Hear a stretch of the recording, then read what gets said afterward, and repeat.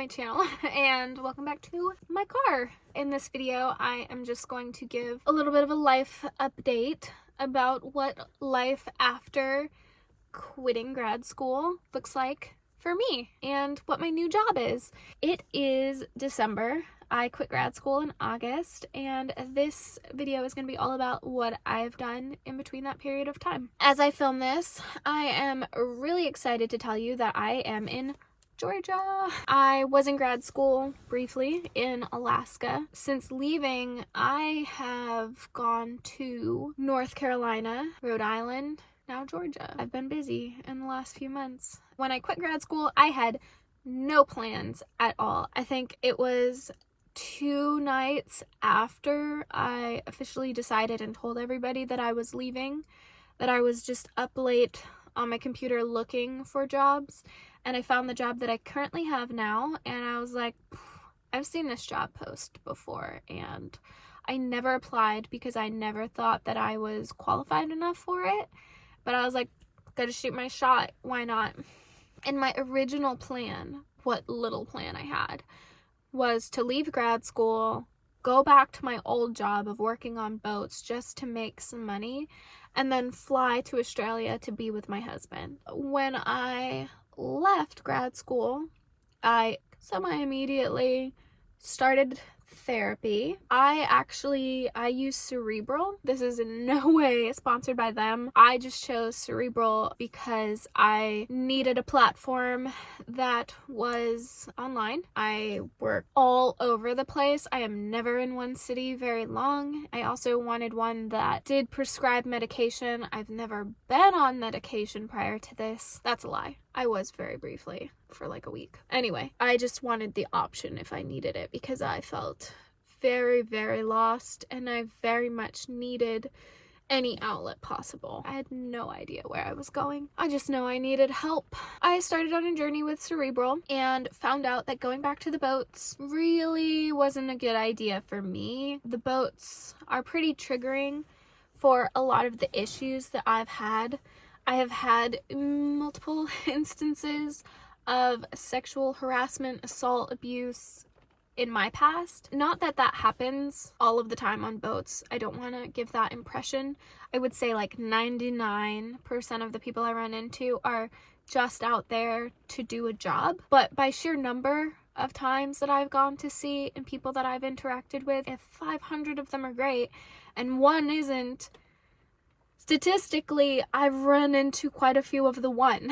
And also just in my personal life, I've had a lot of issues with that. So going to sea and being one of the only women, if not the only woman, for months at a time in a very isolated situation, it makes you feel like you're on guard all of the time, which I learned is not healthy for me. I should say, correction, I do want to go to sea. I love going to sea, but I didn't want to do it on commercial vessels where being the scientist was the minority. Research vessels, I very much still wanted to go out on. It worked out that none of my previous employers had any availability open for me, and then I sort of lucked into I didn't even apply for this job, but I reached out to a whole bunch of prospective employers just with my resume, just being like, hey, this is my experience, do you have anything for me? And one of them got back to me and was like, hey, we have a remote observer position available, which basically meant I got to work from home. I got to view a camera that was set up on an uncrewed vessel out at sea and monitor for marine mammals, and it was great. And I got paid solid money to work 8 hours a day. I loved it, but it was temporary work, as is most contract biologist work, so not something that could make a career out of, but I liked it a lot. So I got to do that briefly. At the same time, I got an interview for the job that I have now, the one that I thought I wasn't qualified for, that, yeah, went well. I mean, I vibed so hard with my boss, whom I now work for. I really felt like she cared a lot about her staff and the job, which is thrilling and really nice to find. So interview happened, and I also at this time was finishing up my remote contract work, but had reached out to somebody who prior to grad school had reached out to me and said, hey, we have your resume on file from like a year ago and we're looking for people. Are you available? At the time, I was like, no, I have grad school. But when I left grad school, I reached back out to them and was like, hey, I'm available. And they were like, hey, we can take you. So amazing. I got to go out as a contract biologist on a research vessel, which has been my dream since I volunteered on said vessel 8 years earlier. So that was pretty cool. I got to go out as a paid biologist this time instead of a volunteer, which was so much fun. I got to work with my sister, who is also a contract biologist on this vessel. So that was great. Had a lot of fun, but again, contract work. So it was only for 18 days. So I got 18 days worth of work in. But it worked out perfectly because I got hired for this position. So after that position ended, which was up in Rhode Island, I moved down here to Georgia to start my new job, which is as a research scientist for the Clearwater Marine Aquarium Research Institute. My role is I am an North Atlantic right whale aerial observer. I get paid actual human money to go up in a plane, a Skymaster. I don't know if that means anything to you guys, but I go up in a plane and I fly set lines off of the southeast United States, and I monitor for North Atlantic right whales and their calves because it's calving season, and I just take note of any new mom-calf pairs, any whales that are present, any entanglements, and it's kind of amazing. I also then get to come home and analyze said data. That's also really exciting to have that opportunity to work with the data that you're out there collecting in the field. It is 2022. When I'm filming this video, it'll be posted in 2023. At the start of the season, scientists guesstimate that there are about 340 North Atlantic right whales left, which is so upsetting. If you know anything about North Atlantic right whales, so they spend most of their time up in the northeast off Canadian and US waters feeding on copepods, and then prospective mothers will migrate down to the southeast to calve. There's no food for them here in the southeast, so they're not coming here for usually any reason other than to give birth. But it is very exciting to be part of the team that does get to go out and monitor for these animals, and I have been absolutely loving it. If you do track along with the season, we do put out reports of how many calves have been seen, so I can say at the time of filming this, because it's already been reported, that there have been 8 new calves this season, which is very exciting. It's a pretty amazing opportunity, and one that, like I said, when I applied, I didn't even think that I was qualified for, but I was like, I should try. And I am so glad I tried. It is also an opportunity that if you saw my last video, you'll know that I left grad school. If I was still in grad school, I would not have this opportunity. So that would be really unfortunate. I'm glad that I'm here. I feel really good about being here. The one issue is that I'm not in Australia, obviously, which is still where my husband is. So if you know anything about my personal life, you know that I am married to an Australian citizen who is working on his green card at the moment, but doesn't have it. So we are not currently together in person, very much in heart and soul. But we've been separated since January of 2022.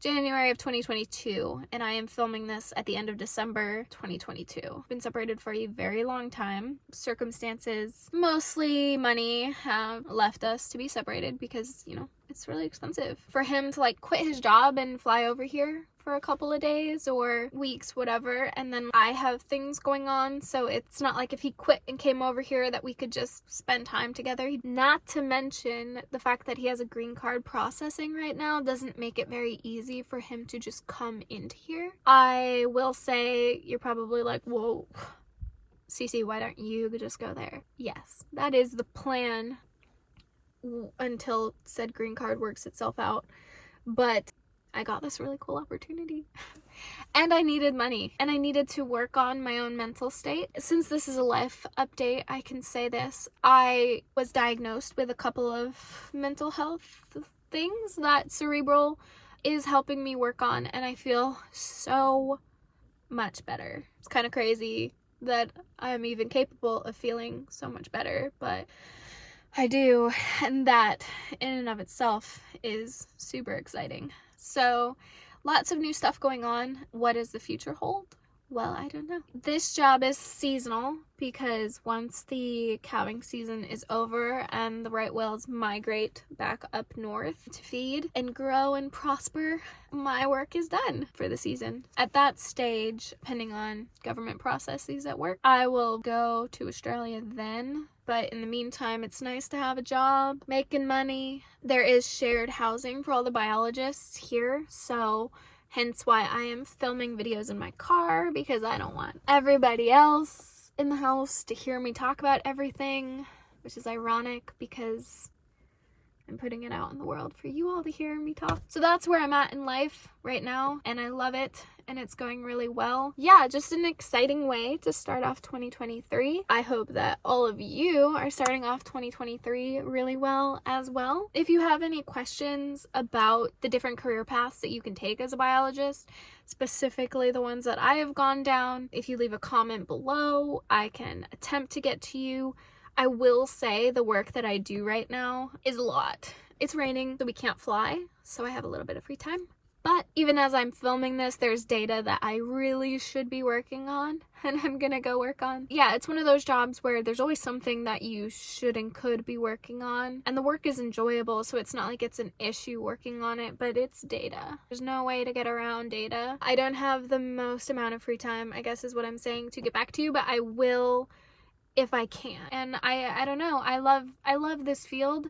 It's a love-hate. I'll make a whole video on that if you want. So far things are good, and I will keep you posted on how the season goes, but feel free to keep up with us through Georgia DNR, the Clearwater Marine Aquarium Research Institute, and FWC, Florida Wildlife Commission. They post a lot. So yeah, take care guys. Thanks for watching. Bye.